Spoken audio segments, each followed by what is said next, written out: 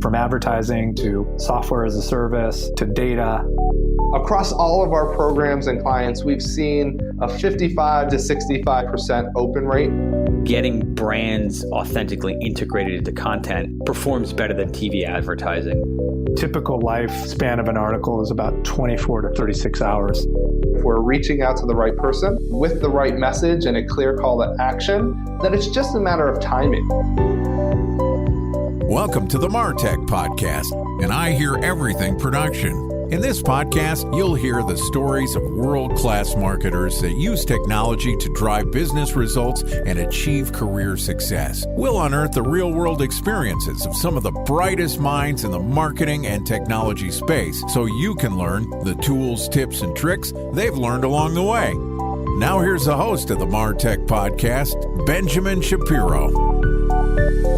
Welcome to the MarTech Podcast. I'm your host, Benjamin Shapiro, and today we're going to discuss an in-depth guide of meeting and exceeding customer expectations. Joining us is Courtney Trudeau, who is the SVP of Tech Strategy at Merkle, which is a leading data-driven customer experience management company that specializes in the delivery of unique personalized customer experiences across platforms and devices. And in addition to providing us with a guest today, Courtney and Merkle are also sponsors of the MarTech Podcast. So far this week, Courtney and I have talked about CX at the speed and scale of customer expectations and why the biggest barrier in tech is your data. And today we're going to wrap up our conversation talking about making the most of your technology and data investments. All right, here's the last part of my conversation with Courtney Trudeau, the SVP of Tech Strategy at Merkle. Courtney, welcome back to the MarTech Podcast. Yeah, thanks for having me. This has been so fun. Always a pleasure to have you here. Always great to have a representative from Merkle on the show. We've had a great conversation so far talking about how customer expectations are changing rapidly, and then how your data and your infrastructure is also changing to evolve to meet those expectations. Look, everybody now can go and build their own data warehouse in the cloud. I know this because I've been able to do it, and if I could do it, anybody can. But you have to have a data strategy and understand what you're trying to accomplish to not only collect the data, but to scrub it and make it useful and then get it out into your customers to actually have an effect on your marketing. And without that strategy, your tech stack is going to fall down. But it's not just, okay, here's what I want to do, but here's what I can afford, and here's the infrastructure I need. Talk to me a little bit about making investments in technology and data, and how do you right size for where you are and where you're going in your organization?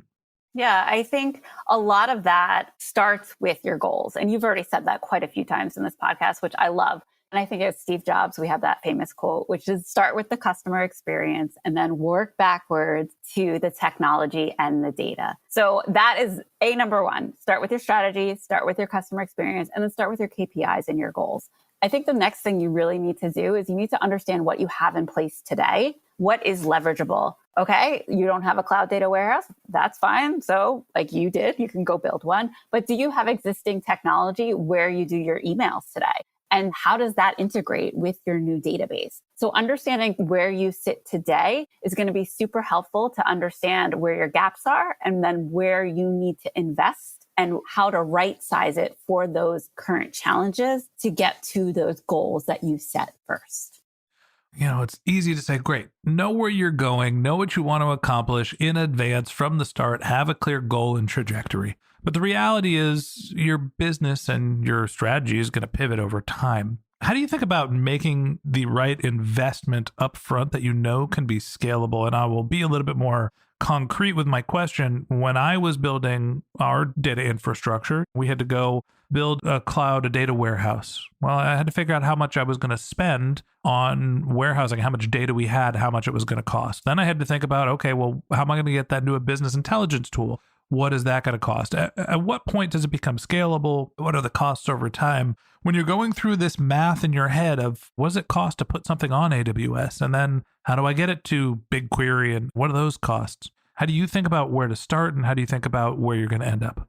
Well, I think the beauty of a lot of platforms and technologies, especially the ones you just mentioned today, not only are they scalable, but the pricing structure varies and can flex up and down depending on where you start and where you need to go. So I think that's the first thing you need to think about. So your question was like, where do you start?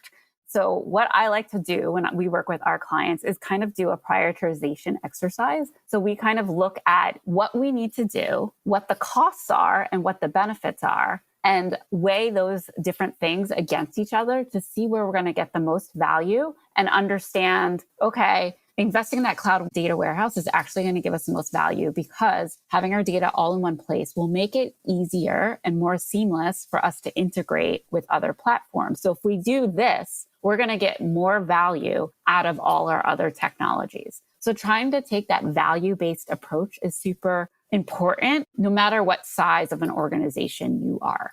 Yeah, that was the interesting thing to me going through this process last year. As we were setting up our data warehouse, it was understanding that the costs were like minuscule. It was actually free for months. You get a bunch of credits when you sign up for AWS and they don't charge you for a couple months and they get the needle in and then you're hooked. Exactly. But the cost for, a business like mine that doesn't have a ton of data is really relatively small. When does it start to become expensive? And when are you starting to think, well, cloud infrastructure might not be right? Or is it just everybody's on the cloud all the time now? Everybody's not in the cloud, despite what you're hearing in the playground. We work with many clients who are transitioning to the cloud.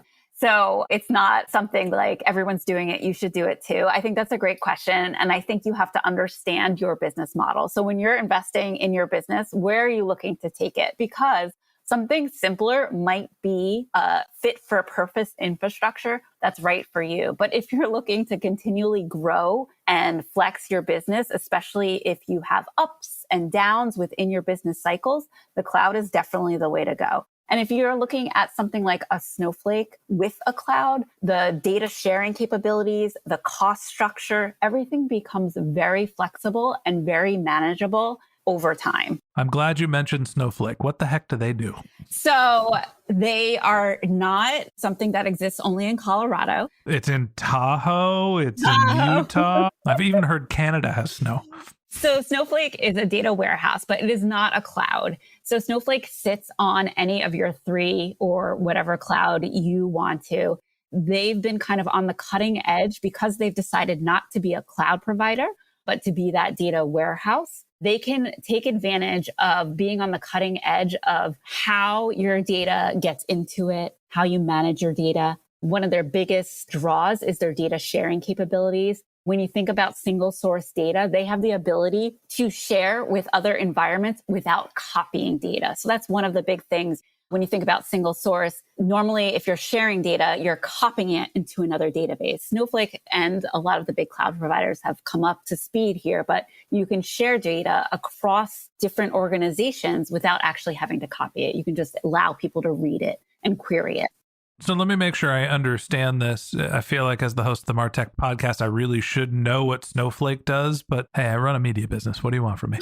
There is a difference between Amazon Web Services and Google and Microsoft Azure. You're actually giving your data and putting it onto a service that's in the cloud owned by Amazon, Google, or Microsoft. Snowflake is essentially the layer that is on top of your in-house servers. Am I correct? Snowflake sits in the cloud. So Snowflake is akin to BigQuery. So GCP is the cloud. BigQuery is the platform where you put your data. So Snowflake is the platform. Okay, so it's the reading and manipulation layer on top of the cloud infrastructure. It is essentially what you can build your business intelligence out of, not just where you house the data, but how you extract it, visualize it, analyze it. Okay, I probably should have known that already. Yeah. All right, so now all of a sudden we've got our cloud infrastructure, Google, Amazon, Microsoft being the big players. And we're going to take some of that data out into Snowflake or BigQuery, and there's a second expense. What are some of the other investments that you think about, and how do you manage those investments?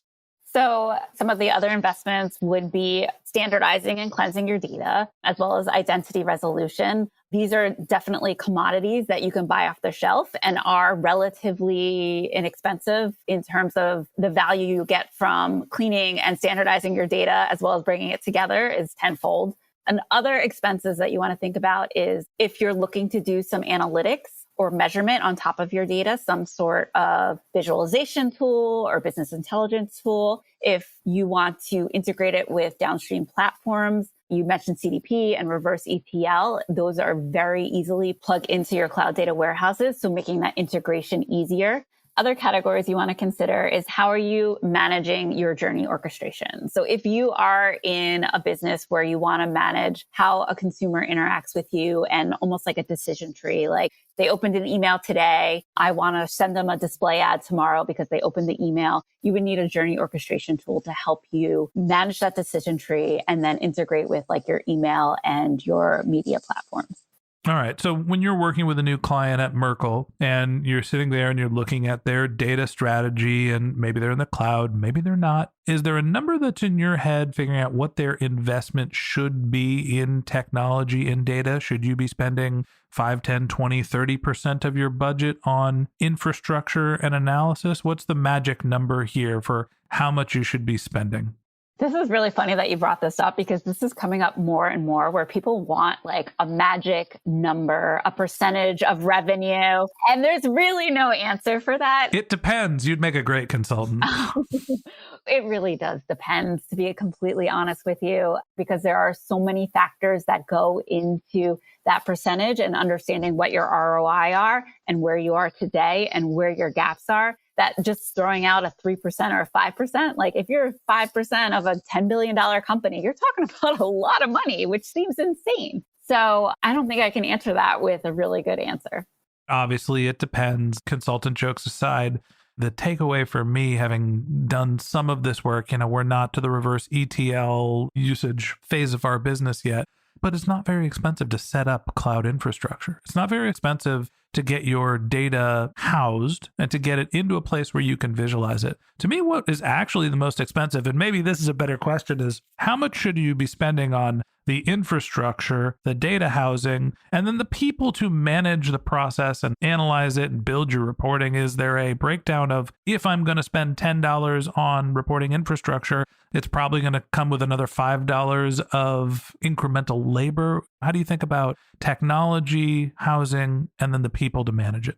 You absolutely need to think of, as you're investing in new technology, even if that technology is relatively budget friendly, having the right people and the right skill sets to manage it is actually incrementally so important, especially if you are investing in a new technology like a CDP or reverse ETL. Having an admin level person that can own it, govern it, and really ensure that it is working and healthy is going to be key. So taking into account before you invest, saying, okay, I don't have these skills today and I don't have the people. I need 2 more people and these are the type of skill sets I need. And those type of people cost X and Y is going to be very important. The title of this episode is Making the Most of Tech and Data Investments. And as it turns out, the key way to make the most of your technology and data investments is to have somebody who understands what you need to get out of your technology and your data.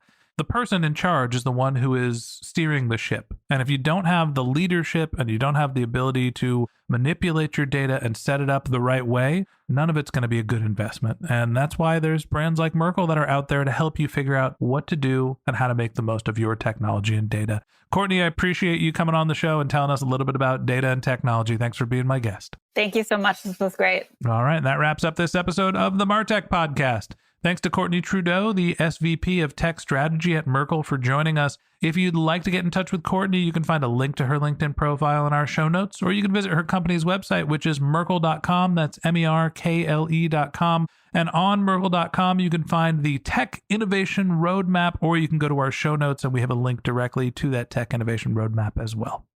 Just one more link in our show notes I'd like to tell you about. If you didn't have a chance to take notes while you were listening to this podcast, head over to martechpod.com, where we have summaries of all of our episodes and contact information for our guests. You can also subscribe to our weekly newsletter, and you can even send us your topic suggestions or your marketing questions, which we'll answer live on our show. Of course, you can always reach out on social media. Our handle is MarTechPod, MarTechPod, on LinkedIn, Twitter, Instagram, and Facebook, or you can contact me directly. My handle is Ben J. Shap, BenJShap. And if you haven't subscribed yet and you want a daily stream of marketing and technology knowledge in your podcast feed, we're going to publish an episode every day this year. So hit the subscribe button in your podcast app and we'll be back in your feed tomorrow morning. All right, that's it for today. But until next time, my advice is to just focus on keeping your customers happy.